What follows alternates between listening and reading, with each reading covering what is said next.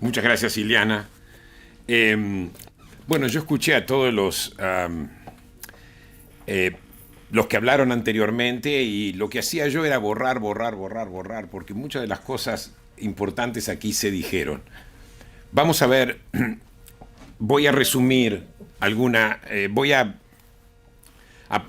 a presentar mi visión de lo que es Lula y el gobierno de Lula. El gobierno de Lula hoy sigue las premisas del gobierno anterior y estas premisas tienen dos componentes. Uno es el componente ideológico y el otro es la política exterior, tal cual se aplica.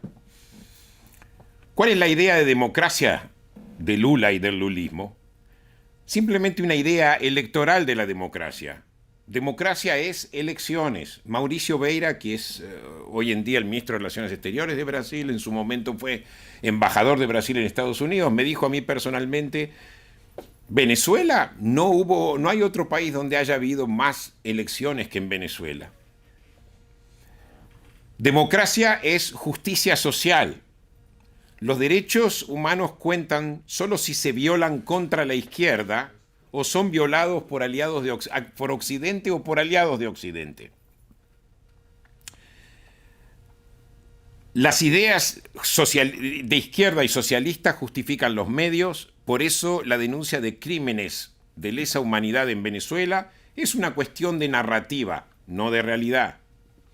Justicia social democracia es también antiimperialismo. Maduro, Ortega y Díaz-Canel son pro justicia social y antiimperialismo.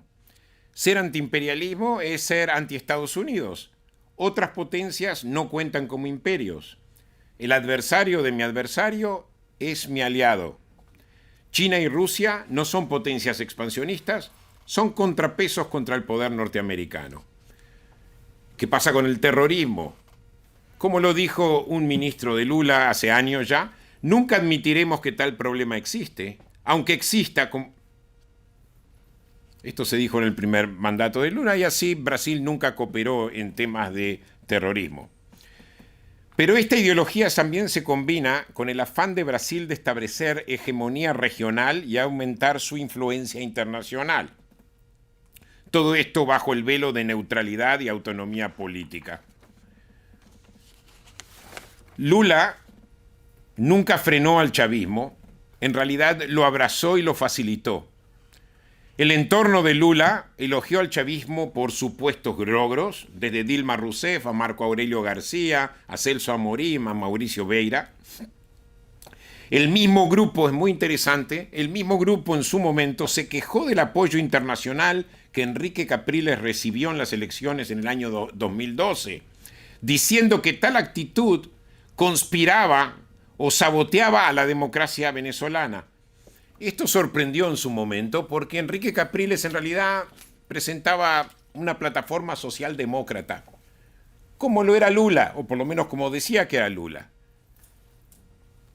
Pero ¿por qué rechazaron a Capriles en su momento y abrazaron a Chávez?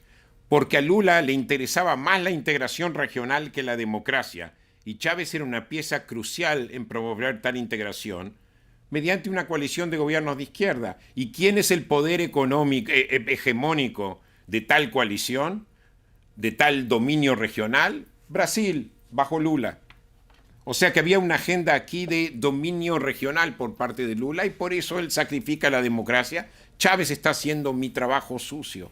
Él está generando todas estas organizaciones, UNASUR y CELAC, y hablando de la gran patria, de la patria grande, etc.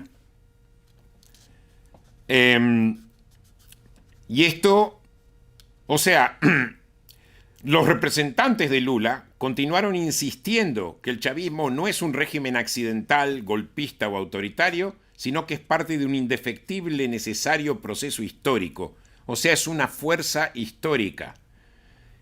Y esto hoy explica todas las posiciones que hoy vemos en Lula, el apologismo de Ortega, el hecho que llamó a Juan Guaidó un impostor, y obviamente el apoyo a todos los autoritarismos. El vicepresidente Santos dijo algo muy importante, que fue la creación de la CELAC y la UNASUR. Tenían también como objetivo disminuir o debilitar el poder de la Organización de Estados Americanos, la OEA. Y hoy en día, bajo Almagro, es más hoy algo en la agenda importante de Lula. Lula va a querer debilitar a Almagro y va a querer debilitar especialmente la OEA de Almagro. Por eso hay que esperar una reavivación de la UNASUR y la CELAC, pese a que en los últimos años realmente decayeron. Yo creo que van a ser revividas. Lula es una fuerza revolucionaria en la región. Pero Lula también se ve a sí mismo como actor internacional. Recordemos, no solamente que él adoptó el concepto de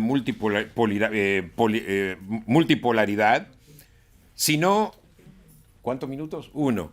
Se unió al BRICS, comparte todos los prejuicios anticolonialistas de todos estos países, promovió relaciones sur-sur, justificando el autoritarismo árabe, justificando la actitud genocida del gobierno de Sudán en aquel momento contra la minoría en Darfur, y obviamente un apologista en su momento también de Siria. En aquel momento Lula también apoyó a Ahmadinejad durante las revueltas en el año 2009 y también junto a Turquía intentó llegar a un acuerdo nuclear que fue totalmente inaceptable tanto para los Estados Unidos como para la Unión Europea. ¿Y ahora qué está pasando? Lula fue engañoso cuando vino a la visita de Estados Unidos, le hizo creer a Biden que él era un aliado por el tema del Amazonas y el tema de la deforestación, y su propósito fue reafirmar la imagen idealizada que Obama tenía de Lula. Pero más importante que esto es que luego de eso fue a China, luego de haber enfatizado en la cumbre de la democracia la responsabilidad de Estados Unidos y la OTAN en la guerra entre Rusia y Ucrania. ¿Y qué más hizo? Cosa que ya, dejó atracar a los buques iraníes en Brasil y, como dijo el vicepresidente, también promovió la idea de eliminar al dólar como moneda internacional. Cosa que esto va a beneficiar solamente a todos los países sancionados, Rusia, Irán, Venezuela y otros tantos. O sea, Lula no ha cambiado y en realidad viene esta segunda vez como algo mucho más ominoso. El Brasil de Lula es un obstáculo para la democracia y los derechos humanos en América Latina. El izquierdismo, por más vago y vulgar y autoritario que sea, está por encima de la democracia. Se buscará disminuir la influencia de Estados Unidos en la región y en el mundo, y como dije antes, se reforzarán las alianzas con China y Rusia. Y a propósito, Brasil en este momento depende económicamente de China. 70.000 millones de dólares en inversión china en Brasil. O sea que lo que esperamos es un Brasil yéndose en dirección de todos estos estados forajidos. Gracias.